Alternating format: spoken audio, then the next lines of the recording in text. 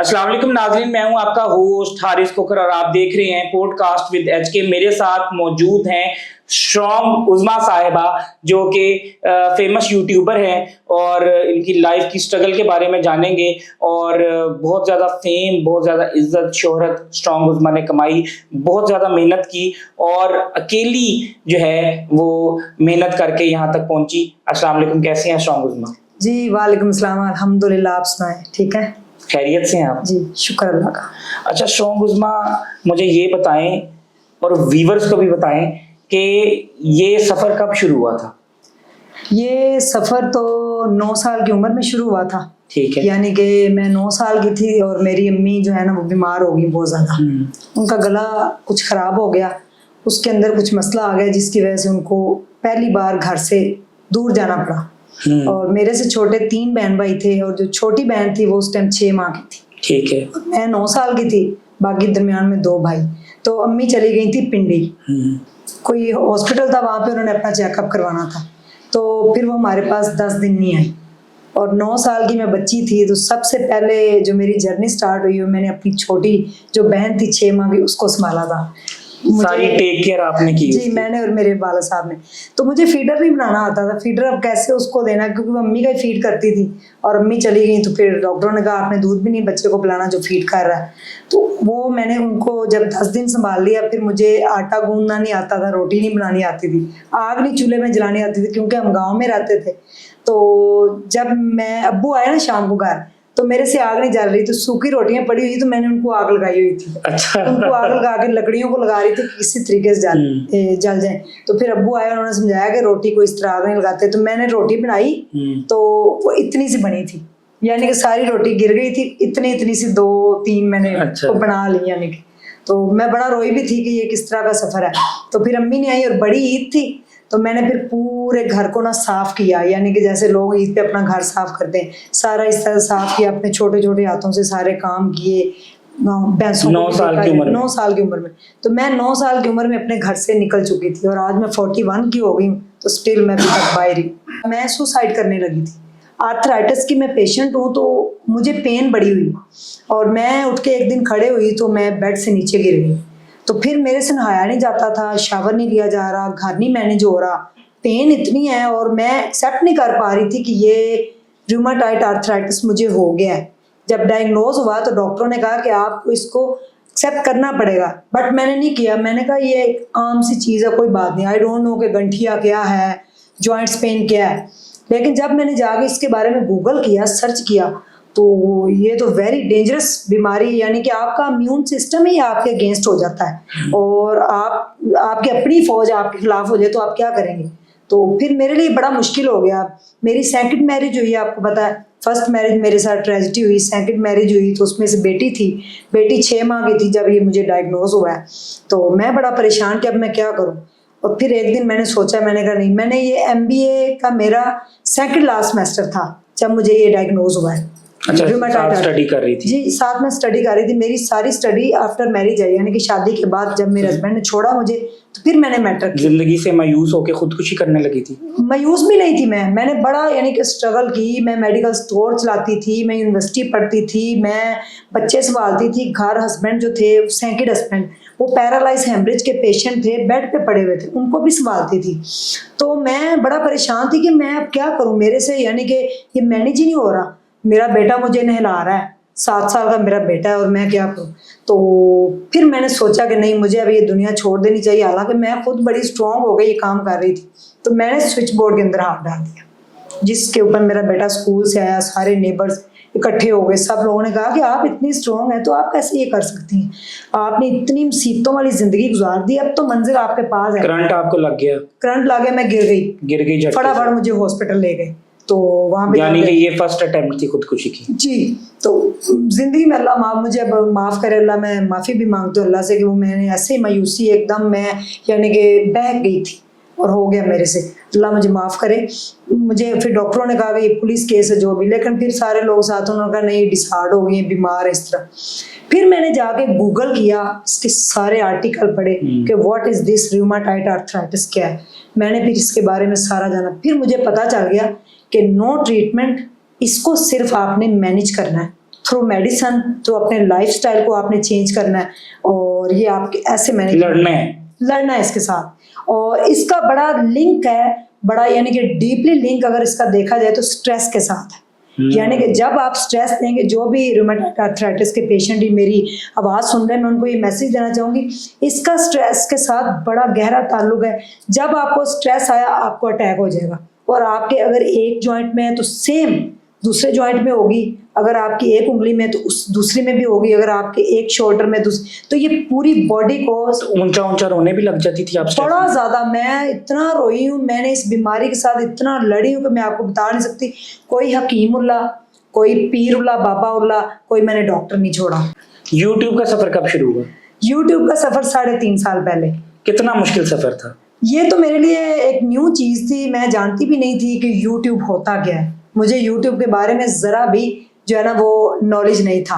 अच्छा, उसने ना हमारे घर में एक टूटा सा कंप्यूटर था, उसने सारा दिन उस पर रहना, मेरे से मार खानी, मैंने उसको मारना, रैप्टे मारने, बैटों से मारना कि तुम क्यों टाइम वेस्ट कर रहे हो, तुम पढ़ो। तो वो मुझे वो मार खा लेता था। जब वो देखता था मैं सो गई हूँ वो कंप्यूटर पे, वो बच्चा कंप्यूटर पे, उसने यूट्यूब कहता मैं आपको यूट्यूब पे चैनल बना के देता हूँ, आप लोगों को बताएं कि मैं उस्मा थी, नाउ आई एम स्ट्रॉन्ग उस्मा। मैंने कहा ये कैसे? ये आइडिया मुन्ने का था, 2 नाम आए, सक्सेस उस्मा, स्ट्रॉन्ग उस्मा। कहता मम्मा स्ट्रॉन्ग उस्मा। ये बेटे का मशवरा था जो 13.5 साल के। जी, स्ट्रॉन्ग अल्लाह ताला की जात है, अल्लाह के अलावा कोई अल्लाह ने उसके दिल में डाला कि ये एक बच्चे के थ्रू ये चीज। जी, तो अल्लाह आपकी मेहनत कभी भी आपको रायगा नहीं जाने देता, आपको वापस 100 गुना लौटाता है। ये मेरा एक्सपीरियंस है। आप यकीन मानिए, उसने चैनल बनाया, टूटा मोबाइल आज भी मेरे पास, उसने ऐसे पकड़ा तो वीडियो बनाने लगे तो आ गया जी लोहे लैलन तो टूटे कंगी दे वाल बेच लो ते अमरूद बेच लो गोलगप्पे। अब उनके माइक आपको पता बड़े तेज होते हैं, हम सारा दिन वीडियो ही नहीं बना पाते थे। वीडियो उसने बना ली, पहले रिकॉर्ड कर ली, मैं कांप रही हूँ, हाय मेरा नाम उस्मा है और मैं यूं मैं बता रही हूँ, लेकिन मैं कहता मामा आपको कोई नहीं देख रहा, सिर्फ मैं हूँ, आप मुझे देखें। ये बाद में जाएगी लोगों के पास। मुझे ये था कि लोग मुझे देख रहे हैं मोबाइल के अंदर से। तो उसने बनाई, क्या होती है एडिटिंग, क्या होता है यूट्यूब, आई डोंट नो, उसको भी नहीं पता, लेकिन उसने जिस तरीके से उसको एडिट करके अपलोड किया, चाइनीज़ लैंग्वेज हम दोनों ने सीखी। पहले हम चाइनीज़ की क्लास देते थे, लोगों को पसंद नहीं आई, लोग नहीं कोर्स करना चाहते थे। फिर हम इस तरफ आए कि मेरी जर्नी बताई जाए। तो जब उसने वो वीडियो लगाई ना तो वो उल्टी लग गई। अच्छा, मैं उसमें उल्टी नजर आ रही हूँ लोगों को। तो अब हम क्या करें, हम जूते टूट गए। हारिस जी मैं आपको बताऊं, मेरे बेटे के और मेरे सड़कों पे हम रुल गए। मूवी मेकर वालों के पास जा रहे हैं, बड़े लोगों के पास गए कि हम वीडियो इस तरह यूट्यूब पे लगाते हैं तो वो उल्टी नजर आती है मेरी मम्मा, तो कैसे करें। 4 पाई उल्टी की, मैं उसके ऊपर बैठी कि अब मैं सीधी नजर आऊंगी, तो 4 पाई भी उल्टी नजर आ रही, मैं भी उल्टी नजर आ रही। वो एक रोटेट का बटन, मसला हल नहीं हुआ। आखिर पंगे ले लेके उसने एक दिन मुझे सीधा कर ही दिया। 7 महीने तक मेरे 700 सब्सक्राइबर थे, महीने में 100 सब्सक्राइबर। यानी हिम्मत नहीं आ रही, आप कोई भी काम करती हैं तो हिम्मत नहीं आती कि 7 महीने तक 700 सब्सक्राइबर थे, चैनल ही मोनेटाइज नहीं हुआ था, पैसे ही नहीं आ रहे, कुछ लगी रही आप? लगी रही। मुझे पैसे 1.5 साल बाद आए हैं। 1.5 साल की स्ट्रगल है। 1.5 साल और ये यूट्यूब पे लोग 3 महीना काम करने के बाद छोड़ देते हैं कि पैसे नहीं आ रहे। जब मैंने ये चैनल बनाया 7 महीने तक मेरे 700 सब्सक्राइबर थे और एक दिन 50 व्यूज आए, तो हमने पार्टी की थी। 1 पाव मुर्गी बनाई, वो भी बिल्ली खा गई थी। उसको ज्यादा जरूरत थी। 1 पाव मुर्गी बनाई, वो भी मुर्गी खा गई, बिल्ली खा गई। वो ये हुआ कि मैंने ना 50 व्यूज आए, कहा था मम्मा हमारे 50 व्यूज आए। मैंने कहा 50 लोगों ने मैं देखा है। तो मैंने कहा अच्छा, हमारे पास थोड़े से पैसे थे, हमने जो है ना वो मुर्गी बनाई 1 पाव। तो मसाला ज्यादा बनाया, तो मैं थोड़ी 1 बोटी और थोड़ा मसाला डाल के तो अपने हस्बैंड को देने चली गई मेडिकल स्टोर पे, वो उधर थे। तो मैंने कहा बाकी मैं आती हूँ, हम आज पार्टी करते हैं, कोक की बोतल भी पियेंगे, जो कि नहीं पीनी चाहिए, उसमें केमिकल होता है। आई वापस, मैंने कहा ऐसे बैठे हैं, पंखा पुंखा लगाया, मुन्ने ले आओ पतीली, उठा के पतीली के अंदर ही खाएंगे। तो ले गया तो पतीली साफ। मैंने कहा हाँ ये क्या हुआ, तो बिल्ली खा गई। तो मैंने कहा उसको ज्यादा जरूरत थी। 50 व्यूज आए। उसके बाद मेरे 1 साल बाद 1000 सब्सक्राइबर हुआ था, 1 साल बाद। फिर मेरा एक कमेंट क्लिक हुआ, खलीलुर रहमान कमर जो आज बड़े बदनाम हो चुके हैं, अल्लाह उनका भला करे, उनकी वीडियो पे मैंने एक कमेंट किया था, वो कमेंट क्लिक हो गया। उनकी वीडियो के ऊपर किसी ने औरत को बहुत बुरा भला कहा, वो कोई बात कर रहे थे, तो मैंने जाकर उधर एक कमेंट लिखा बड़ा स्ट्रॉन्ग इंग्लिश में, औरतों के हक में। औरतों के हक में। मैंने कहा कैसे औरत कमजोर हो सकती है, औरत बड़ी मजबूत है, मुझे देखे ये। मैंने उसमें ना 2-3 लाइनें लिखी, उस कमेंट के ऊपर 1000 रिप्लाई हो गए। हाय हाय हाय, स्ट्रेस क्यों होता था? स्ट्रेस मुझे इसलिए होता था कि मेरी पहली लाइफ जो है, मेरे हस्बैंड ने मुझे छोड़ दिया, वो चले गए। उसके बाद मैं एक स्वीपर बनी, मैंने सफाई की। सबसे फर्स्ट जो मेरी जॉब थी वो स्वीपर की थी। स्वीपर से ये घबराई नहीं? सफाइयां कर ली, घबराई नहीं? मैं नहीं घबराई। देखे, मैं जब वो छोड़ के गए तो हम रोड पे थे, मैं मेरी पूरी फैमिली, हम रोड पे बैठे हुए हैं, वो छोड़ के चले गए। अब करें क्या? कितनी देर शादी चली उनके साथ? 2 साल, 2 साल 2 माह और 27 दिन के बाद वो मुझे छोड़ के चला गया। और उसके बाद आप स्ट्रेस और डिप्रेशन में आ गई? डिप्रेशन में मुझे ये नहीं पता होता था कि डिप्रेशन क्या है। यानी आप उनसे बहुत मोहब्बत करती थी? मैं तो मोहब्बत की आज भी करती हूँ। यानी कि अगर लोग मुझे कहते हैं ये क्या बात हुई, उसने तो आपको इतना दुख दिया है, अगर कोई सुने ये मेरा पॉडकास्ट, तो मैं आज भी उससे इतनी ही मोहब्बत करती हूँ जिस दिन पहले दिन हुई थी। क्योंकि उसके साथ मेरी 1 साल तक एंगेजमेंट रही, हमारी कोई बात नहीं हुई ज़्यादा, और 1-2 दफ़ा फ़ोन पे बात हुई। शादी के दिन मैंने उनको देखा, और मेरे से 20 साल बड़े थे। मैं उस टाइम 18-19 के दरमियान थी, और वो 39 और 40 के थे। एक mature person, he was MA English, MA economics, LLB, under 16, 17, 18, 19 खेले हुए वो। तो हाफ़िज़े कुरान, लॉयर, कितने टैग लगते हैं उनके साथ। तो वो सारा मैं बर्दाश्त नहीं कर पाई कि वो मुझे ही छोड़ के चले गए। फिर एक बच्चा साथ, मुझे अकेली को छोड़ देते, बच्चे को छोड़ देते, कोई मसला नहीं था, मैं सर्वाइव कर देती। एक पूरी फैमिली साथ, 3 छोटे बहन भाई, अम्मी अबू, उनका घर भी सेल कर दिया, हमें रोड पे बिठा के बेच के सब कुछ चले गए, हमें भी बेच दिया। तो उसके बाद क्या था, उसके बाद फिर मैं जब बाहर, इतना जुल्म क्यों किया उन्होंने? क्या इख्तलाफात थे? कोई इख्तलाफात नहीं। मेरी उनके साथ अरेंज मैरिज हुई है, कोई लव मैरिज का चक्कर नहीं था, कोई मसला होता है। उसके बाद जो है वो 2 साल हो रहे हैं, और आज तक उन्होंने मुझे यानी कि मुड़कर नहीं देखा? तो मुड़कर नहीं देखा। कोई खर्चा अदालत ने लगाया हो? कुछ भी नहीं। मैंने पहले उनको ढूंढा, बड़ा हमने न्यूज़ में दिया ये वो, पहले तो हमें पता ही नहीं चला वो गए कहाँ। फिर तकरीबन 7 साल बाद जाके उनसे खुला लेके तो दोबारा मेरा फिर निकाह किया गया। तो वो वापस पलट के नहीं आए।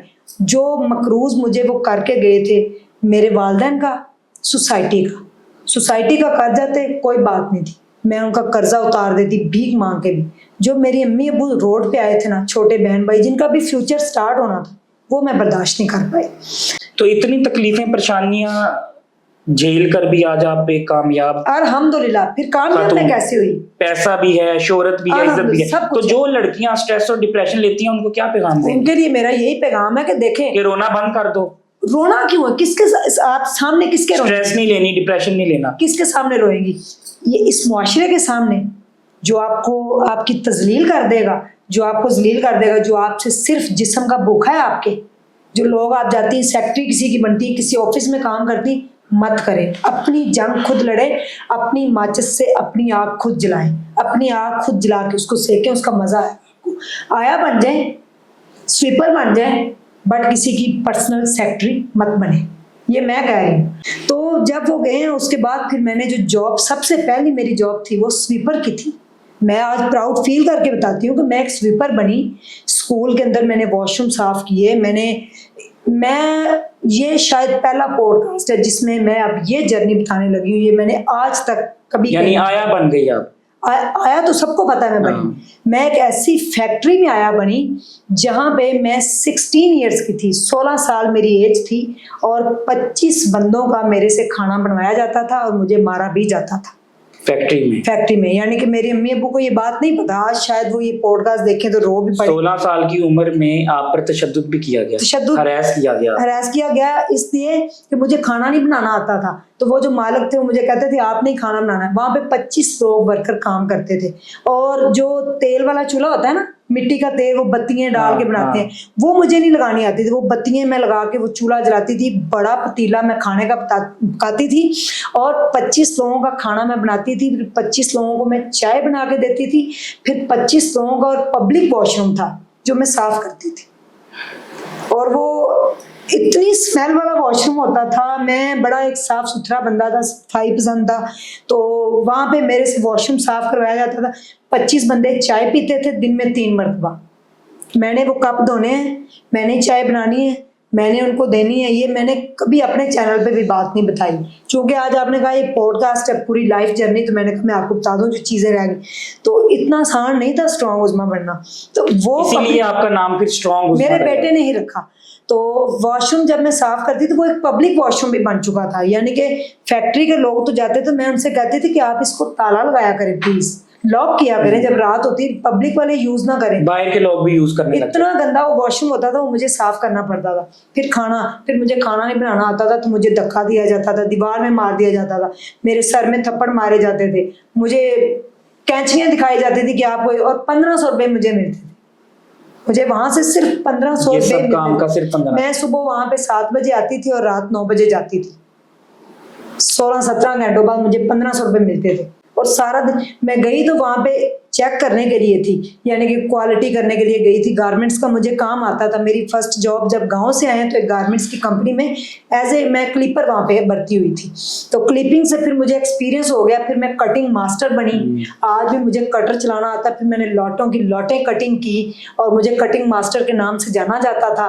एक वो लड़की कि जिसको अपना नाम भी नहीं लिखना आता, जिसके पास ID कार्ड नहीं है, उसके ऊपर एक शाहनवाज होते थे अंकल सिक्योरिटी गार्ड। अल्लाह ताला अगर वो इस दुनिया में है तो उनकी ज़िंदगी करे, मुझे नहीं पता वो कहाँ है, अगर नहीं है तो अल्लाह ताला उनकी रिके रहमत करे। उन्होंने मुझे, जब मेरी उंगलियों पे आज भी देखें तो निशान है कटिंग के, ये देखें, अगर आप देखें तो कट के निशान आपको नजर आ रहे होंगे, बिल्कुल। ये उस वक्त पड़े थे। तो मुझे वो कटिंग नहीं आती थी। तो उस कटिंग डिपार्टमेंट से फिर बंडलिंग, स्टिकरिंग, इंस्पेक्शन, इवन के मैंने फिर ऑडिट करवाया हुआ है अंग्रेजों के साथ मिलके। अंग्रेज टीम आती थी तो लोगों ने कहा वहां के GM ने कि उज़्मा ऑडिट करवाएगी। शिमिट उनकी खुल गई थी, फिर मैंने ऑडिट करवाया, शिमिट पास हुई। फिर मैं कटिंग, जब कटर चलता था ना यूं करके, तो वो मुझे बड़ा मजा आता था कि इसकी आवाज बड़ी है, वो ऊपर नीचे जाता है, मुझे बड़ा मजा आता था। मैं कहती थी काश मुझे चलाना आ जाए। लेकिन मैंने एक दिन नाम लिया तो मेरी बड़ी बेइज्जती की गई थी कि आपको पता है ये कटिंग मास्टर इसके लिए स्पेशल होता है ये वो। लेकिन जिस चीज़ का जज्बा हो, तो आप यकीन मानिए फिर मैंने उसकी मिन्नतें तरले करके कटिंग उससे सीख ली। फिर मैंने लॉटों की लॉटें कटिंग कर दी और मैं कटिंग मास्टर बन गई। और उसके बाद फिर 2003 में मेरा उम्रे का टिकट निकला। मुझे बड़ा शौक था, मैं हर दरबार पे नंगे पाँव चले जाती थी। 40 जुमेरातें वहाँ पे जाएं तो आप उम्रा कर लेंगे, बस जिधर किसी ने लगाया तो मैं चले जाती थी। कभी दाता साहब जा रही हूँ, कभी शहनशाह, मुझे नहीं पता मैं कौन कौन से दरबार फिरी। इतनी मुझे नहीं थी वो अकल उस टाइम, टीन एज का बच्चा जो होता जिधर कोई लगाए। तो मुझे इश्क था कि मैंने मदीने जाना। मैं नातें बड़ी पढ़ती थी, मेरी आवाज़ बड़ी प्यारी थी। अब मेरी आवाज़ वो छिन गई है, ख़त्म हो गया गला। तो मैं जहाँ भी नाते पढ़ती थी लोग इकट्ठे हो जाते तो मुझे पैसे देते थे। मैं कहती थी नहीं, मैंने जाना है उम्रा करने, मुझे उम्रा करना है। तो फिर मेरा इसी तरीके से उम्रे का टिकट निकला। वो जर्नी बड़ी ख़राब रही। मैंने कहा मैं क्यों उम्रे पे आई हूँ, तो मेरा टिकट निकला, मैं उम्रा करने चली गई। और जिन फैमिली के साथ में गई, एक आंटी थी, उनके हस्बैंड थे और साथ उनकी बहू, तो वो बड़े बदतमीज़ थे जो अंकल थे। उन्होंने, अभी हम जहाज में बैठे हैं, एहराम बांधा हुआ है, तो मैं भी यानी कि समझने कि मैंने अपनी ID कार्ड की एज भी ज़्यादा लिखवा के वो अपना ID कार्ड बना के मैं उम्रे पे चली गई। कि मेरा एक जुनून था कि मैं देखूं, सरकार के सामने हाजिर हूँ सल्लल्लाहु अलैहि वसल्लम, अल्लाह के घर के सामने मैं देखूं कि वो हरम कैसा है जहाँ पे रहमतें पता नहीं क्या, मैं उसमें थी। तो मेरे साथ ये आंटी बैठी हुई थी, उनकी बहू और साथ अंकल बैठे हुए, उन्होंने वहाँ पे एक एयर होस्टेस को छेड़ा। तो मैं शॉक्ड हो गई। यानी इहराम में लिपटा था इब्लीस। ये इसने क्या किया है, मैं बड़ा डर गई। तो अभी तो इनके साथ आगे जाना है तो पूरा जर्नी है, तो ये तो शुरू में एक्सपोज हो गया, ये बंदा ठीक नहीं है, ये ठीक नहीं। मेरे ये हिस्स ने कहा मुझे, मैं डर रही हूँ।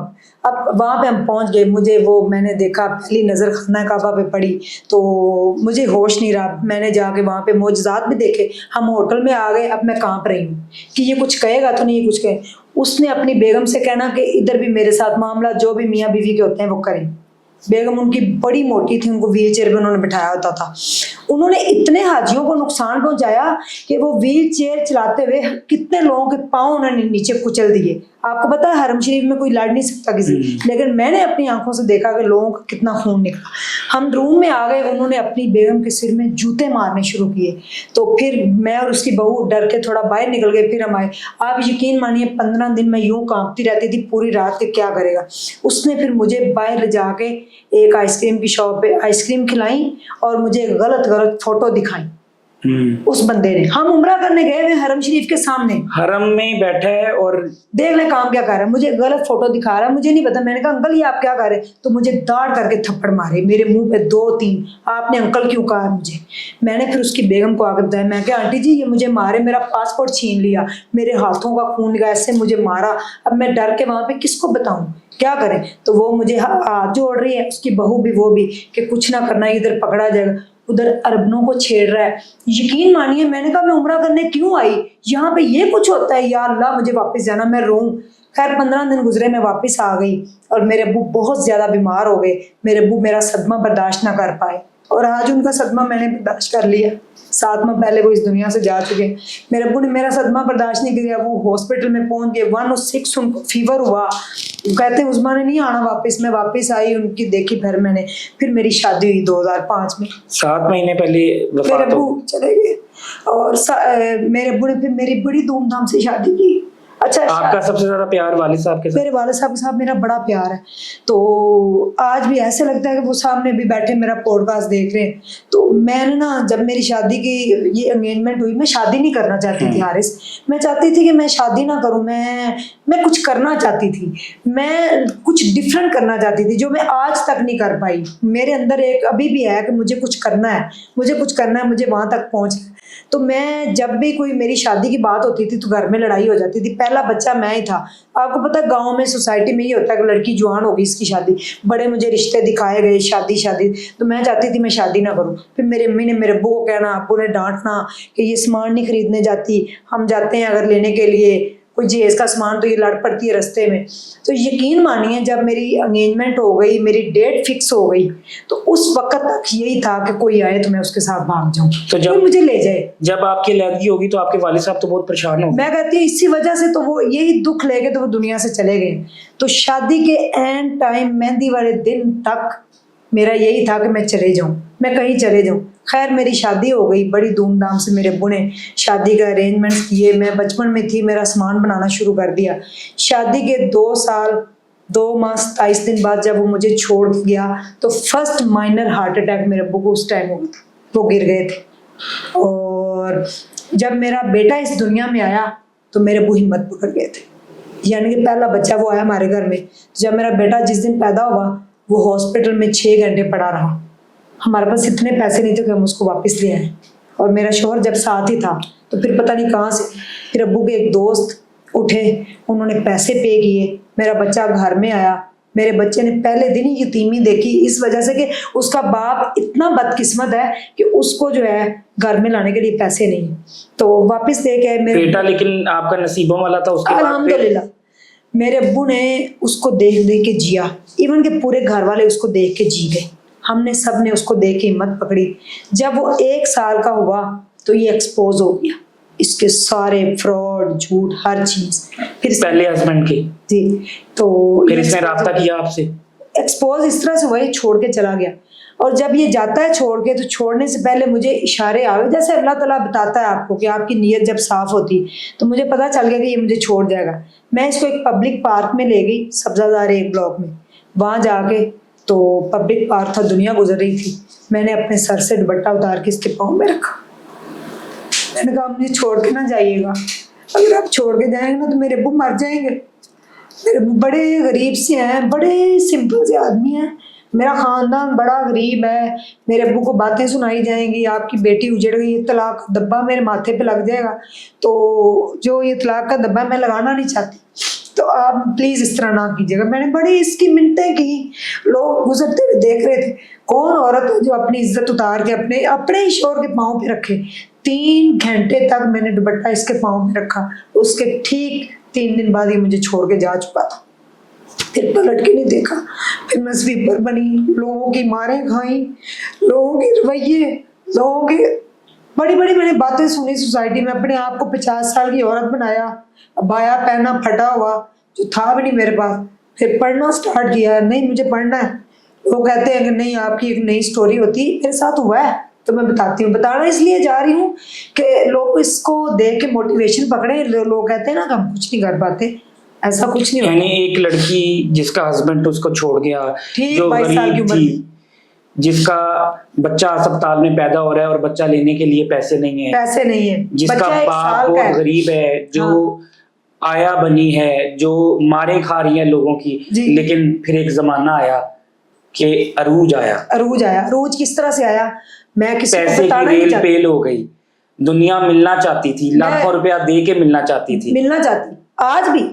आप ये देखें फिर वो लोग वापस आए जो छोड़ गए थे। कभी भी नहीं, मेरे खानदान सब ने, किसी ने हमारा कोई साथ नहीं नहीं, दिया। जब आज भी पैसा काफी आया, सकता है। शोहरत आई, फिर तो अब तो खानदान वाले कहते हैं मेरी भतीजी है, कोई कहता है मेरी भांजी है, हमारी कजन है, लोगों को प्राउड से बताते हैं। वो भी पछताया होगा पहला शोहर। पता नहीं वो अब कहाँ है, कहाँ नहीं, मर गया है, जिंदा है। सुना तो यही था उसकी डेथ हो गई, फिर कुछ लोगों ने कहा कि वो जिंदा है। आई थिंक कि वो मर गया या जिंदा, मुझे नहीं पता, लेकिन अगर वो जिंदा है तो वो उसको शर्म से डूब मरना चाहिए कि उसने जो हमारे साथ किया। तो जब वो गया है उसके बाद फिर देखे मेरी जर्नी स्टार्ट हुई। मैंने मैट्रिक से एमफिल किया, एमबीए किया, उसके बाद एमबीए का सेकंड लास्ट सेमेस्टर तो डायग्नोज हो गया आर्थराइटिस। किस वजह से हुआ आर्थराइटिस? हुआ किस वजह से? भूख और गुर्बत, खाना नहीं मिला टाइम पे, खाना ही नहीं था, सूखे छान बुरे उनको भिगो देना, वो खाना। फिर दूसरी शादी हो गई, दूसरे हस्बैंड जो है उन्होंने बड़ा साथ दिया। मैंने पहले दिन निकाह का जब हुआ, शाम को हम इकट्ठे हुए तो मैंने कहा मैं प्लीज पढ़ना चाहती हूँ, अगर आप मेरे शौहर हैं आपका हक है अज़दवाजी जिंदगी, लेकिन मैं पढ़ना चाहती हूँ, अगर आप मुझे कुछ वक्त दे दो। फिर शादी भी एक एग्रीमेंट थी, उसने मुझे कुछ भी नहीं कहा। 6 माह बाद हमने फिजिकल रिलेशन कायम किए। 6 माह तक वो मेरे पास नहीं आया। मैंने एमफिल कर लिया, एमबीए कर लिया अल्हम्दुलिल्लाह। तो उसके बाद फिर सुसाइड करने लगी। जब फर्स्ट अटेम्प्ट थी तो फिर मेरे मुन्ने ने कहा, वही मेरा बेटा जिसको वो छोड़ के गया था, उस टाइम उसकी उम्र 13.5 साल थी, आज वो 17.5 साल में, 3.5 साल गुजर गए। कहता मम्मा मैं आपको यूट्यूब पे चैनल बना के देता हूँ। और एक सैयद बासत था, मैं आज भी उसका नाम फखर से लेती हूँ, जिसने आपको प्रमोट किया हो, उसने मुझे ना राब्ता किया। मैंने उसको फोन किया तो वो खादर हुसैन रिजवी साहब की डेथ हुई, वो उधर था। कहते हैं आपकी कोई स्टोरी? मैंने कहा मुझे इतना पता कि पहले जाहिल अनपढ़ थी, मुझे उर्दू भी नहीं बोलना आता था, आज मैं एमफिल हूँ। तो रियली? मैंने कहा यार। तो कहते मैं आपके पास आपका इंटरव्यू करने आऊँ। मैंने कहा वो क्या होता है? तो कहते मैं आना चाहता हूँ। मैंने कहा अच्छा जी। मैंने मुन्ने से पूछा अपने बेटे से, कहते मामा बुला ले। वो तो आ गया भाई 5-6 लोगों को लेके। तो उसने अपना माइक निकाला, तो ऐसे मेरे आगे माइक किया, अब मेरी टांगें कांपना शुरू हो गई। मैं क्या बोलूँ? मैंने कहा 1 मिनट बंद करें, क्या बोलना है? कहते हैं जो आपकी लाइफ की स्टोरी है वो आप बताएं इधर। तो मैंने अपने बेटे से पूछा, कहते मामा बताएं। मैंने उसको स्टोरी बताई, रातों रात उसकी वीडियो जो है ना 4 मिलियन पे गई फेसबुक पे। अगले दिन हारिस भट्टी आ गया, उसकी फर्स्ट मेरी वीडियो उसके चैनल पे वायरल हुई, 3 मिलियन पे गई, बल्कि क्रॉस हो गई। फिर तो यासर शामी का फोन आ गया। तो अच्छा अब देने मुझे यासर शामी का ही नहीं पता, अब मीडिया पीछे पीछे था, आप आ गया। मुझे फोन किया, कहते हैं वो मैं आपकी स्टोरी कवर करना चाहता हूँ, यासर शामी बात कर रहा हूँ डेली पाकिस्तान से। मैंने कहा आप कौन है? तो कहते हैं आप मुझे नहीं जानती? मैंने कहा नहीं। तो मुन्ना मुझे कहता मामा ये यासर शामी। मैंने कहा फिर क्या हुआ? शामी होगा, अपने घर होगा, मुझे क्या है? मैं तो वो कह रहा है। तो मैंने कहा मेरे पास टाइम नहीं है भाई, मैं तो अपना काम धंधा करती हूँ घर का, अपने बच्चों को संभालती हूँ, स्कूल छोड़। कहता है मैंने आपके मेडिकल स्टोर पे आके स्टोरी कवर करनी। मैंने कहा जी बिस्मिल्लाह आप आ जाइएगा। मैंने उसको 3 बजे का टाइम दिया, वो आए, उन्होंने आके रो पड़ा था जेनवन। और मैं यासर शामी भाई का आज भी शुक्रिया अदा करूंगी। उस बंदे ने मुझे शाउट आउट दिया था। उसने कहा कि अगर कोई इनकी स्टोरी डीपली जानना चाहता है, जिसको हम मोटा मोटा एक्सप्लेन कर चुके, तो जाके इनका यूट्यूब का चैनल है स्ट्रॉन्ग उज़्मा के नाम से, आप जाके इनकी और स्टोरी। उसके शाउट आउट से आपके चैनल को फर्क पड़ा। उन्होंने हालांकि यासिर शामी आमतौर पे शाउट आउट नहीं देता, लेकिन स्टोरी जेन्युइन थी। मेरा फेलो भी यही है, यूएमटी में हम इकट्ठे पढ़े, मैंने इसके साथ एक क्लास पढ़ी हुई है, लेकिन उस टाइम नहीं हम जानते थे, ये भी यूएमटी से पढ़े हुए। नाज़रीन को आज पता चलेगा कि यासिर शामी अमीरों से शाउट आउट के भारी भरकम पैसे लेता है, लेकिन ऐसे लोगों को फ्री में सपोर्ट भी कर देता है। मुझे उन्होंने फ्री में सपोर्ट किया, मैं उनका एहसान आज भी नहीं भूली। जब भी कोई बात आती मैं बताती हूँ जो बात बताने वाली। वो आए क्रेडिट यानी देती हैं सैयद आप। बासत ने मुझे कोई नहीं शाउट आउट दिया, मेरी 7 वीडियो बना के लेके गया, जिसमें से सिर्फ 3 लगाई जिसमें जिक्र था कि उज़्मा स्ट्रॉन्ग ये चैनल इसका, वो उसने कट कर दिया। डोंट वरी, कोई बात नहीं। यासर शामी ने मेरी 45 मिनट की स्टोरी की, उसमें से 17 मिनट की लगी, और स्टोरी जिस तरीके से उसने एक्सप्लेन की, दुनिया रात को रजाई के अंदर से उठ के बैठी। अब कासिम अली शाह साहब की बात सुन ले, मैं शाह साहब की इतनी फैन, ठीक है, कासिम अली शाह साहब की। जी। तो उसके बाद यानी कि मैं फैन थी। अब मैं गई हूँ अपना पासपोर्ट बनाने, तो मेरा पासपोर्ट नहीं बन रहा।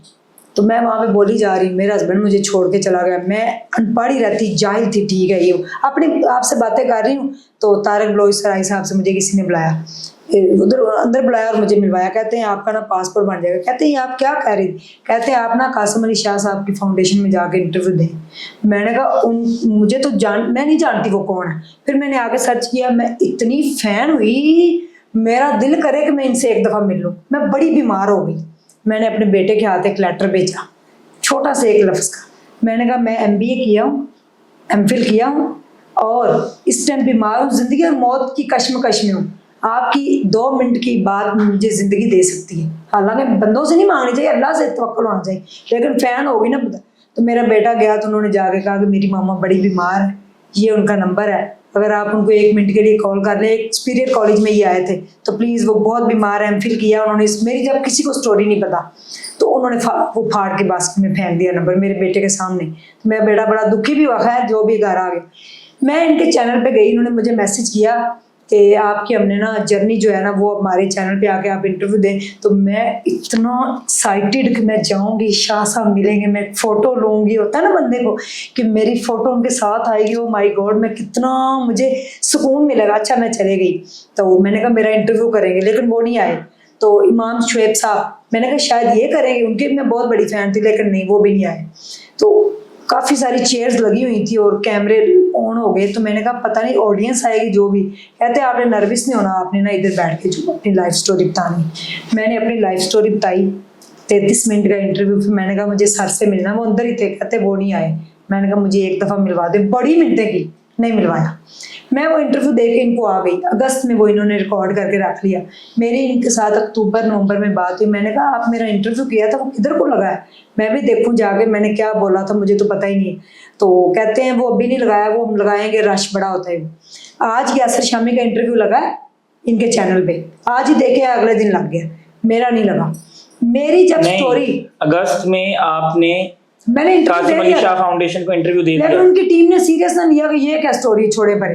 नवंबर तक नहीं लगा, दिसंबर तक नहीं लगा। लेकिन यासिर शामी का जब दिसंबर में वायरल हो गया, जब उनका वायरल हो गया, जब ये सैयद बासत ने लगाया, यासिर शामी ने एक दिन लगाया तो मिलियन से ऊपर क्रॉस हो गया। इन्होंने फिर अगले दिन अपलोड कर दिया। तो मुझे पता चला वो मेरी स्टोरी इनके चैनल के ऊपर यूट्यूब पे 2.2 मिलियन पे पड़ी रही। इनके 1,29,000 सब्सक्राइबर थे जब मेरी स्टोरी लगी थी, अब 1 मिलियन है।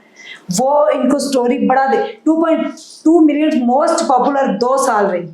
उसके बाद वो इंग्लिश किसी ने कहा तो बोलना सीखे, वो आई। और फेसबुक पे इनकी आज भी मेरी 8 मिलियन पे।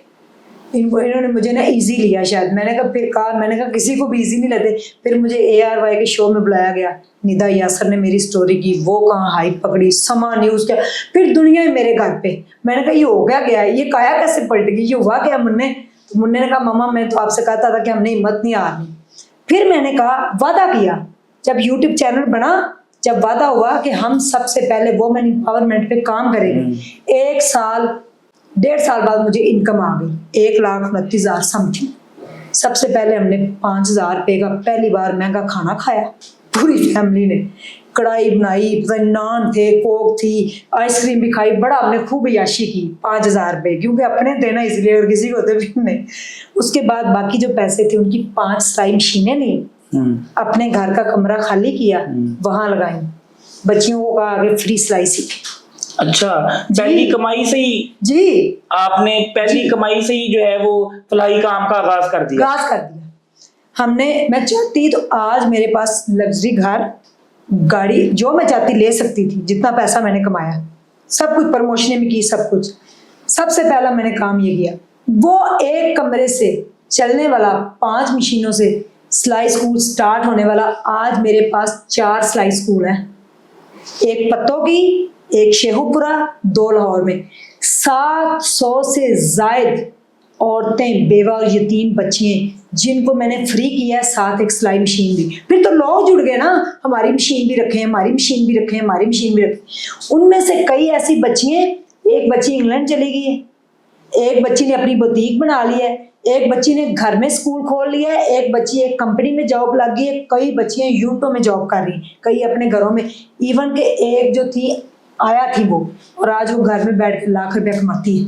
यानी बेतहाशा दुआएं ले रही हैं आप। 2 कॉल गर्ल थी जो धंधा करती थी, मैंने प्रोस्टिट्यूशन। जी, मैं उनके पास गई, मैंने जाके पूछा, उन्होंने कहा कोई में 700 देता है, कोई 500, कोई 1500। कहाँ लेके जाते हैं? रिक्शे में, कभी किसी गाड़ी में, वहां जाते हैं। एक नहीं 4-4 बंदे होते हैं, एक का करके लेके जाते हैं। मैंने कहा हाथ जोड़ती हूँ, आप बड़ी स्ट्रांग हैं, कपड़े किसी के भी आगे उतार देती हैं, मेरे साथ चले। खैर उन्होंने मेरी बात मानी, वो आई। हमारे सेंटर में किसी को कानो कान खबर नहीं है कि ये वो है, मैडम को भी पता। मैंने कहा ये 2 बच्चे हैं, इनको सिखाना। शादीशुदा थी, उनका 6 माह का खर्चा मैंने उठाया कि बच्चों की फीस सब कुछ। 6 माह के बाद आज वो घर में बैठ के इज्जत से कपड़े सिलाई कर रही है, दोनों 1.5 लाख रुपए महीना कमा रही है। अल्हम्दुलिल्लाह, मुझे प्राउड। छोड़ दी जिस्म फरोशी उन्होंने खुद कहा था, बताती। उनका इंटरव्यू भी नहीं मैंने लिया कि आप कौन थी, पर्दे के साथ उनको फारिग कर दी। उसके बाद फिर दुनिया ने कहा कि ये तो एक, मैं ईदी साहब के पाँव की जैसी भी नहीं हूँ, अब्दुल सत्तार ईदी साहब, बल्कि साहब, मैं उनके पाँव की खाक के बराबर भी नहीं हूँ।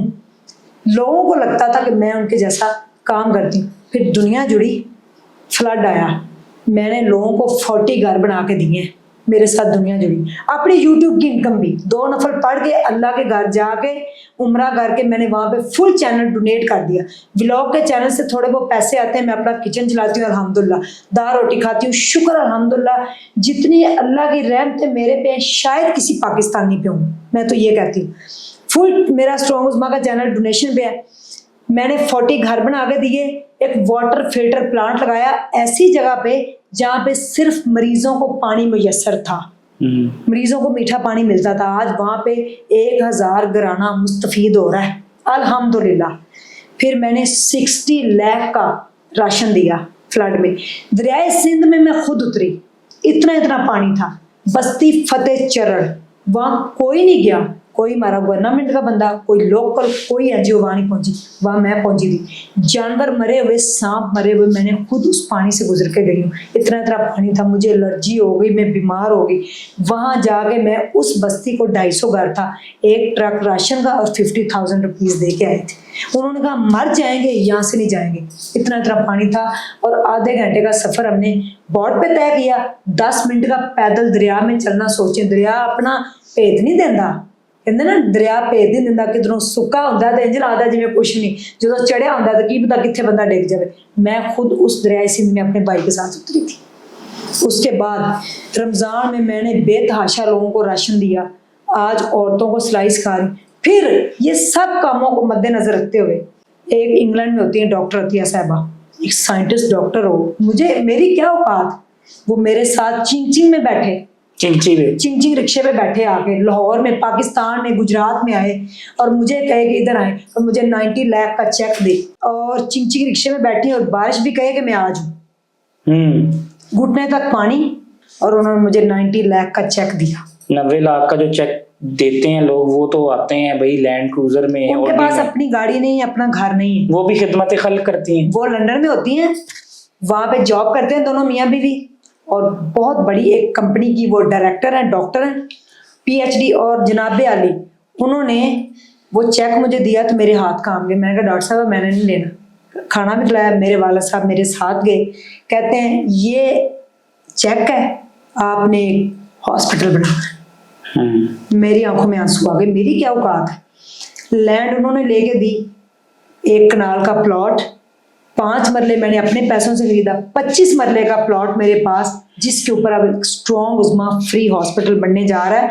ऐसे इलाके में हारिस जी कि जहाँ पे जड़ा वाला रोड है, फूल नगर बुल्ले शाह रोड पे, जहाँ पे 50 गांव टच होते हैं, और वहाँ पे रेफर किया जाता है, रेफर टू लाहौर। मैंने कहा रेफर टू फूल नगर होगा, ये ऐसा हॉस्पिटल होगा, इसकी ऐसी स्ट्रेटजी मैं बनाऊंगी इंशाल्लाह। उसके लिए मैंने कहा कि मुझे लाखों करोड़ों हजारों ना दे, मुझे कुछ ना दे, अपने हिस्से की पूरी दुनिया 1 ईंट लगाए। सबको मौका मिलना चाहिए, उसके अंदर अपनी 1 ईंट लगाएं, ताकि सदका जारिया, आखिरत में हमने मर जाना, चले जाना और कब्र में उतर जाना है ना, तो जो आपने अपने हाथ से सदका जारिया किया होगा ना, उसका वहां आपको अजर मिलेगा। यानी 1 ईंट लगाए, अगर सिर्फ आधा लाहौर भी लगा दे, या आधा लाहौर क्या मेरे ख्याल से लाहौर का एक कोई टाउन ही एक एक ईंट लगा दे तो अस्पताल बन 9 करोड़ 60 लाख समथिंग का वो प्रोजेक्ट है। उसकी ड्राइंगें तैयार होके आई हैं, उसका 3D मॉडल बना है, इंजीनियर्स ने वो नक्शा उसका तैयार कर दिया। उसके ऊपर 10 करोड़ रुपए की लागत है।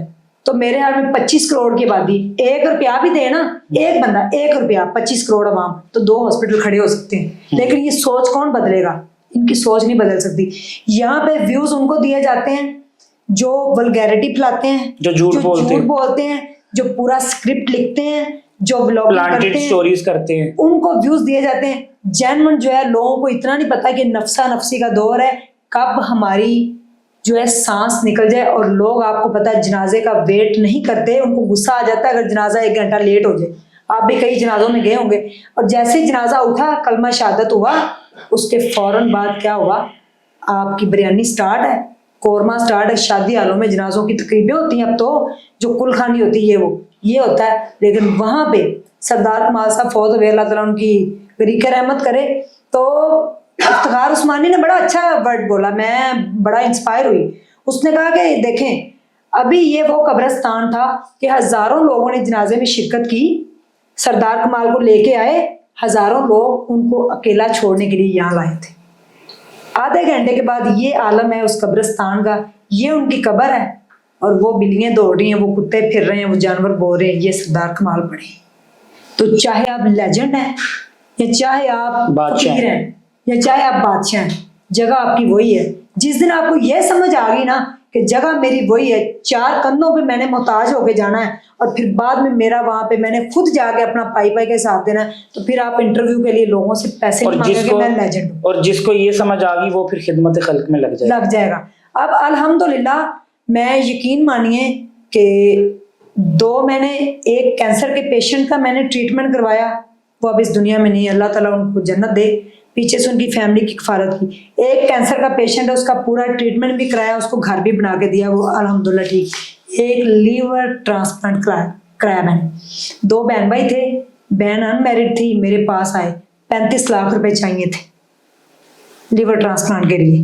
तो मैंने लोगों से कहा कि अगर आप चाहते हैं कि ये बच जाए, 3 बच्चे इनके छोटे, इनकी बहन की भी शादी हो जाए, तो प्लीज अकोमोडेट देम, इनको आप, they are very poor people, please help them, आप करें प्लीज, आप कर सकते हैं यार, क्या है 1-2 रुपए, 10,000 5,000 क्या औकात।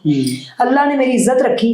17 घंटे की वो सर्जरी थी, मैं शेखजाद खुद गई, 35 लाख रुपए जमा करवाए शेखजाद के अकाउंट में, फाइल मेरे पास है।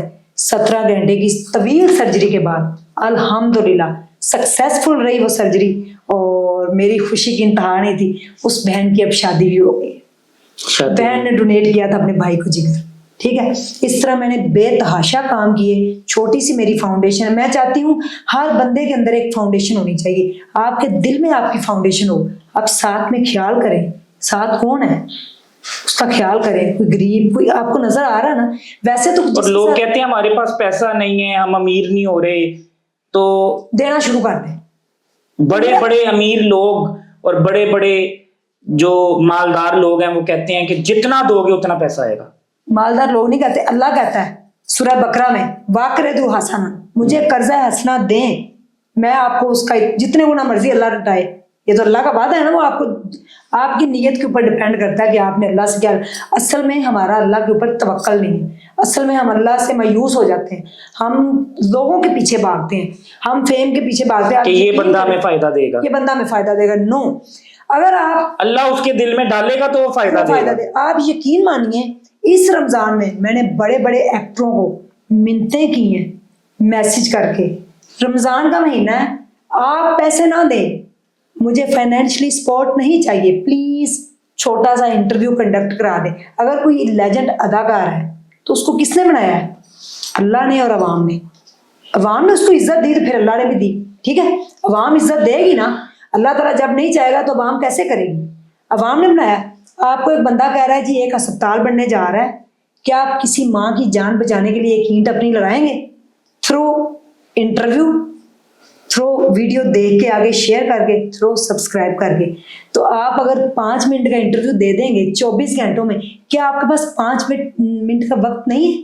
क्या आप किसी माँ की या किसी बंदे की जान बचाने के लिए, जब उसके हाथ उठेंगे, एक बच्चा पैदा होगा, वो खूनी सड़कें हैं, जहाँ पे औरतों की डेथ हो जाती है, जहाँ पे लाहौर नहीं पहुँच सकती, वो रास्ते में दम तोड़ जाती, छोटे मोटे क्लिनिक है, जचगी के दौरान ड्यूरिंग प्रेगनेंसी बड़ी कॉम्प्लिकेशन होती है। आपको पता है मूवमेंट ऐसी होती है कि बच्चा खुद ब खुद ऑटोमेटिक ही पैदा हो जाता है, बट फिर भी एक सिस्टम है, हॉस्पिटल है, अल्लाह ने कुछ सिस्टम, अब साइंस ने बड़ी तरक्की की है, तो जरूरत होती है डॉक्टर की टेक केयर की, लेकिन लोगों ने मुझे इंटरव्यू नहीं दिया। अब यकीन मानिए मैंने कोई मिनटें कर छोड़ी हैं, आज भी मेरे मैसेज पढ़ के मुझे रिप्लाई करके नहीं किया। मैंने डकी भाई को मैसेज किए हैं, बड़े मैसेज किए हैं, तो मैंने कहा एक छोटा सा इंटरव्यू दे दें हॉस्पिटल के लिए, क्योंकि आप लोगों के पास बड़ा फेम है, दुनिया आपको मानती, अगर आप छोटी सी एक वीडियो या एक छोटा सा इंटरव्यू दे दें क्या आ जाएगा। मतलब कि मैं फलाही काम करना चाहती हूँ, आप इंटरव्यू करेंगे तो वो अस्पताल जल्दी तमीर हो जाएगा। जल्दी तमीर हो जाएगा, लोगों को जितना, मेरी तो आवाज ही पहुंचनी है ना, आप लोगों की आवाज जल्दी पहुंच जाएगी, फेम मेरे पास भी है, आवाज आपके के पास साथ भी। आवाज मिले तो कहाँ शोर है? ज्यादा होगा। मैं यकीन मानिए पिछले दिनों एक फेमस यूट्यूबर से मिली, मैं नाम नहीं लेना चाहूंगी, मैं ना मिलना नहीं चाहती थी, अंदर से कसम से दिल नहीं मान रहा था।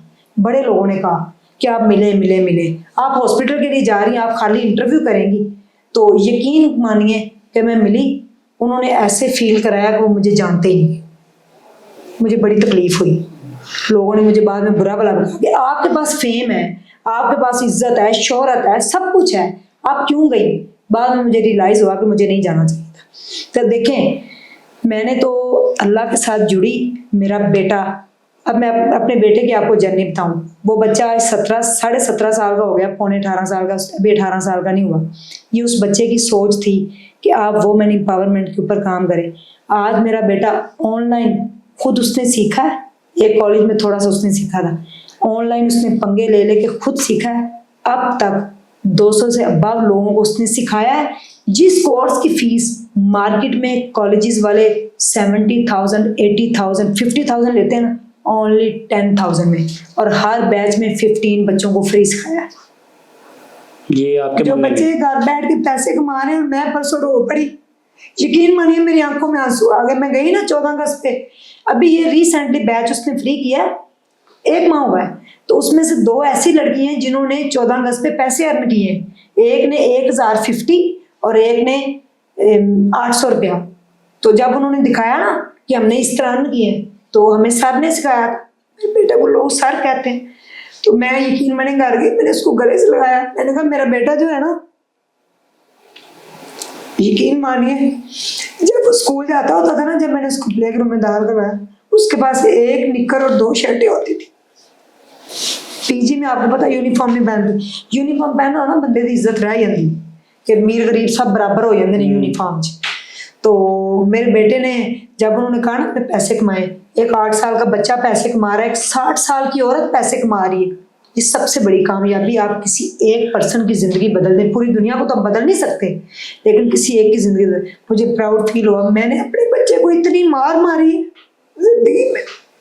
जब मैं डिप्रेशन में थी, जब मैं परेशान थी, तो मैं बड़ा मारा मैंने उसको, इवन कि अभी तक भी मेरा बच्चा बड़ी टेंशनों में पला है। 1 शर्ट, 2 शर्टें, 1 निक्कर के साथ पूरा 1.5 साल उसने निकाला। जब ईद आती थी तो बाजार में जाता था ना, 250, 300, 400 क्या चीज होती, मेरे पास वो भी नहीं होते, तो मैं अपने बेटे को नया जूता दिला दूं, इतना खूबसूरत मेरा बच्चा। और लोगों ने कहा कि हम ब्लैंक चेक देते हैं, अपना बेटा हमें दे दे। मैंने कहा इसको देख के तो मैं जीती हूँ। मैं पार्क में जब पढ़ने बैठी थी, सारी एकेडमी ने मुझे रिजेक्ट किया, सब ने, मेरी किसी ने कोई हेल्प नहीं की। ये है जेन्युइन स्टोरी। मेरे पास पैसे नहीं होते थे एडमिशन भेजने के, बुक्स खरीदने के, कोई मुझे पढ़ाता नहीं था। जब मैं पार्क में चली गई अपने बेटे को लेके, मेरा बेटा सामने बैठा होता था, 5 रुपए की सलांटी बड़ी मुश्किल से मैं उसको लेके देती थी, पास बिठाती थी, वो भी पैसे नहीं होते। सारा दिन धूप में, गर्मी में, सर्दी में पार्क में रही। मैट्रिक से बीकॉम पार्ट 1 था, फिर उन्होंने कर्म किया, दूसरा निकाह हुआ तो मुझे एक कमरा भी असर हो गया। तो वो बच्चा 2 साल पार्क में गुजारे, 4 साल मैट्रिक पार्क में किया, इंटर पार्क में किया, पार्क में रहते थे। पार्क में सुबह जाते थे पढ़ने, पढ़ाता नहीं था, सारा दिन उधर पढ़ते थे बैठ के, थोड़ी बहुत शायद साथ ले जानी चीज। आज भी वो पार्क मुस्तफा टाउन के गवाह हैं, डूंगी ग्राउंड के माली गवाह हैं इस बात, कोठियों वाले गवाह हैं कि ये वो औरत है जिसको हमने पानी की बोतल नहीं दी। जब स्टोरी वायरल हुई तो कहते हैं आपकी दावत करनी है। अब ये जो पार्क में बैठ के पढ़ती थी, पुलिस वालों ने मुझे बड़ा तंग किया। मुस्तफा टाउन थाना में आज भी नाम लेने को तैयार हूँ। मुझे बड़ा तंग किया। मेरे पास आ जाते थे 5-6 पुलिस वाले डेली, क्या पढ़ के आपने करना है, हमारे साथ चले, हम आपको नौकरी लगवा देंगे, पढ़ के आपने क्या करना है। वो हमारे मुहाफिज होते हैं, उनको मेरी हिफाजत करना चाहिए थी कि कोई तो वजह है ये पार्क में बैठ के पढ़ रही। उन्होंने मुझे तंग किया। तो पॉडकास्ट लंबा हो गया है। वो मेरा बच्चा आज लोगों का भला कर रहा है। आज भी उसका मंडे को फिर एक नया बैच स्टार्ट हो रहा है। सिर्फ 10,000 वो फीस ले रहा है, 70,000 कोर्स की फीस, 10,000, और पूरे दिल से सिखाता है, पूरे ईमान से, पूरी इंटेंशन से। लोग पैसे भी कमाते हैं। तो आज भी मैं उसको 5 नाम दे के आई। मैंने कहा बेटा ये 5 लोग हैं। अभी वो कहता मामा सारे फ्री वाले आए, मैं किधर जावा मैंने यूनिवर्सिटी में जाना, ICS पार्ट 2 का वो स्टूडेंट बेचारा, ना उसको कभी अच्छा खाना मैसर हो। ये विकास भाई सामने बैठे गवाह, इनसे पूछ रहे कि उसके पास अच्छे कपड़े भी नहीं होते। कभी कभी अब मैं गई हूँ तो उसको 2 शर्टें और 2 पैंटें इस दफा लेके दी है, 2-3 शर्टें लेके दी है, 2-3 सूट उसको बना के दे दी, फटी पैंटें, टूटा जूता, ये वो। अब मैंने उसको बाइक लेके दी है। वो भी बेचारे ने पैसे जमा किए, कुछ मैंने करके, उसने कॉलेज जाना होता है। ICS पार्ट 2 का वो स्टूडेंट है। अब उसने आगे यूनिवर्सिटी में जाना है, अपना खर्चा खुद उठाता है। अपने पैसों से उसने 3.5 लाख का कंप्यूटर खरीदा है, और अभी वो 18 साल का नहीं हुआ। आज उसकी सोच 30 साल के बच्चे की। मैंने उसका पॉडकास्ट किया था, आप उसका पॉडकास्ट कीजिएगा, दुनिया हिल कर आ जाएगी। मैंने उसका पॉडकास्ट किया था तो दुनिया रुक गई थी कि ये कैसे हो सकता है। ये वो बच्चा है जो उसने मेरे पॉडकास्ट में बताया था कि 5 रुपए के पापड़ को वो तरसता था। वो जो उंगलियों में डालते ऐसे, वो 1-1 रुपए वाला पापड़ है, उसके बाद वो पैसे नहीं होते थे, मार खाता था मेरे से। ये है उज़्मा से स्ट्रॉन्ग उज़्मा बनने का सफर। लेकिन डू समथिंग डिफरेंट करना चाहिए, और आज भी कर रही हूँ, और इंशाल्लाह आगे भी मैं करूंगी। मेरे अकाउंट में आज भी कुछ नहीं है, मेरे पास अपना घर नहीं है, एक प्लॉट है मेरे नाम पे, वही 90 लाख डॉक्टर अतिया का। जिस दिन फाउंडेशन रजिस्टर्ड हुई, ये उधर चला जाएगा। अपन के पास कुछ नहीं है, अपन खलास है, खाली है। हाँ अल्हम्दुलिल्लाह, जिस दिन मैं मरूं तो दुनिया को फर्क जरूर पड़ना चाहिए। मेरे मर जाने से दुनिया को फर्क पड़ना चाहिए कि कोई आया था और एग्जाम्पल सेट करके गया था। तो मेरे बेटे ने कहा मम्मा कोई एक छोटा सा घर, एक ही ख्वाहिश है मेरी दिल की कि मैं मरने से पहले एक छोटा सा घर बनाना चाहती हूँ, ताकि मैं मर जाऊं तो मेरी कब्र ठंडी रहे, कल को मेरा बच्चा आए तो वो आके कमरे में बैठ जाए। और मेरे सिर से जो शेल्टर था ना, जो दरख्त था, वो गिर चुका है। मेरे वाले साहब नहीं है, मेरे साथ तो वो है, लेकिन वो मुझे नजर नहीं आते। अब थोड़ा बहुत आते हैं, कभी कभी ख्वाब में भी आके कह देते हैं। तो मैं बड़ा परेशान। तो वालिदैन की दुआ वलियों के बराबर होती है, कब्र में भी आपके लिए फिक्रमंद होते हैं। मैंने ये एक्सपीरियंस नहीं, ये मैंने आपको सच्ची बात बता रही हूँ कि मैं बड़ा परेशान हो गई अपनी लाइफ में। मेरे अब्बू के फौत होने के 4 माह बाद, अब उनको 7 माह हो गए, मैं उनकी कब्र पे गई। मैं अब्बू जी मैं की करा, या अल्लाह अपने हुक्म से मेरी ये बातें मेरे अब्बू को सुना दे, क्योंकि जब तक अल्लाह का हुक्म नहीं होगा तो मुर्दे हमारी आवाज़, हमारी बातें नहीं सुन सकती। सलाम का जवाब तो वो देते हैं, लेकिन अगर अल्लाह का हुक्म होगा तो वो सुनेंगे। मैं या अल्लाह अपने हुक्म के साथ मेरे अब्बू मेरी ये बातें सुना दे।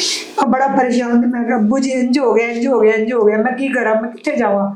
क्योंकि वो सामने बैठते थे, सारा दिन कुरान पाक पढ़ते थे, सारा दिन कुरान पाक पढ़ते थे मेरे अब्बू। तो मैं ये कह के आ गई सारी अपनी वहाँ पे परेशानियां सुना गई। अगले दिन 4 बजे वो मसला हल हो गया। मैं भागी फिर गई। मैंने कहा हाय, लोग तो कहते हैं कि आपके वालिदैन जब चले जाते हैं तो फिर कुछ नहीं होता। वालिदैन तो कब्र में भी आपके लिए फिक्रमंद होते हैं।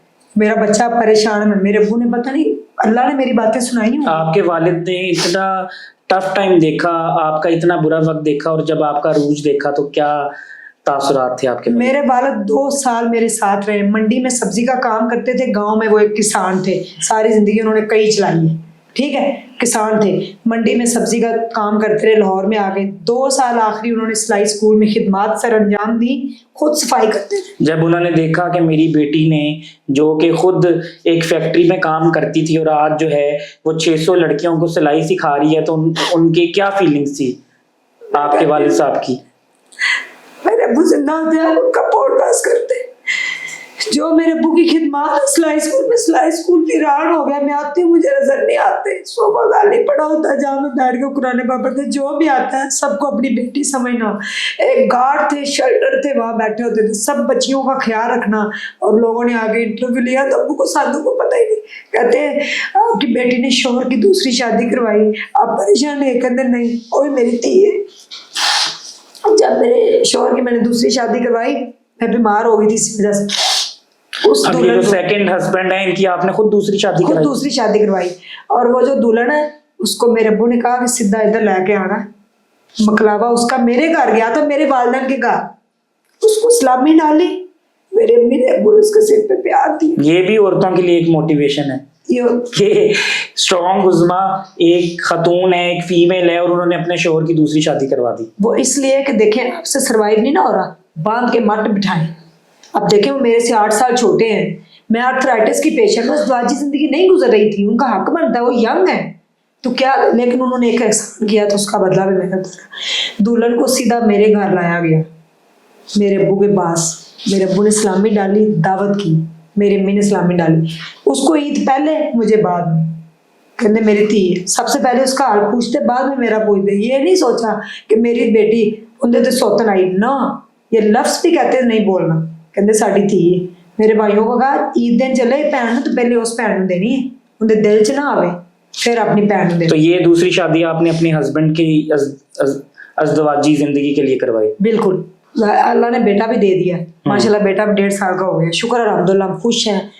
लेकिन सारी खतून, सारी औरतें या सारी लड़कियां ऐसा नहीं सोचती। हर कोई स्ट्रॉन्ग उज़्मा नहीं बन सकता, इसके लिए भट्टी में सड़ना पड़ता है, इसके लिए सड़कों पे सोना पड़ता है, इसके लिए भूखे रहना पड़ता है, छान बुरे खाने पड़ते हैं, 1.5 घंटा पैदल चलना पड़ता है, वैगनों के अलावा भी आपको पैदल चलना पड़ता है, रात 1-1 बजे तक मेडिकल स्टोर चलाना पड़ता है, सुबह 4 से रात 1:30 बजे तक 2.5 साल आपको 4 घंटे नहीं सिर्फ 2.5 घंटे सोना पड़ता है, फिर जाकर स्ट्रॉन्ग उज़्मा बनती है। औरतों के अंदर इतना स्टेमिना कहाँ से है? जी नाज़रीन, मेरे साथ मौजूद थी स्ट्रॉन्ग उज़्मा, उनकी लाइफ की स्टोरी, उनकी सक्सेस स्टोरी, उनकी स्ट्रगल स्टोरी आज आपको हमने सुनाई। और आज वो एक कामयाब खतून है, और लेकिन वो स्ट्रगल से, वो मेहनत से नहीं घबराई, वो मुश्किलों से नहीं घबराई, उन्होंने लड़ना सीखा, उन्होंने हरेसमेंट भी बर्दाश्त की, उन्होंने जो है मारें भी खाई, लेकिन वो नहीं घबराई, किसी की सेक्रेटरी नहीं बनी, उन्होंने आया का काम कर लिया, उन्होंने बर्तन धो लिए, उन्होंने वॉशरूम साफ कर लिए, लेकिन वो जो है किसी फायदे के लिए उन्होंने अपने आप को नहीं बेचा या किसी के हाथों यूज नहीं हुई। उन्होंने छोटा काम कर लिया लेकिन अपना काम किया, लेकिन आज ये एक कामयाब खतून है। आज उनके पास शोहरत है, पैसा है, इज्जत है, हर चीज़ है, दुनिया की हर आज़ाइश है। तो लड़कियों को ये बात सोचना चाहिए और इनसे मोटिवेशन हासिल करनी चाहिए। अपने मेज़बान हारिस खोखर को इजाज़त दीजिए, इंशाल्लाह अगले पॉडकास्ट के साथ फिर हाजिर होऊंगा। तब तक के लिए अल्लाह हाफिज़।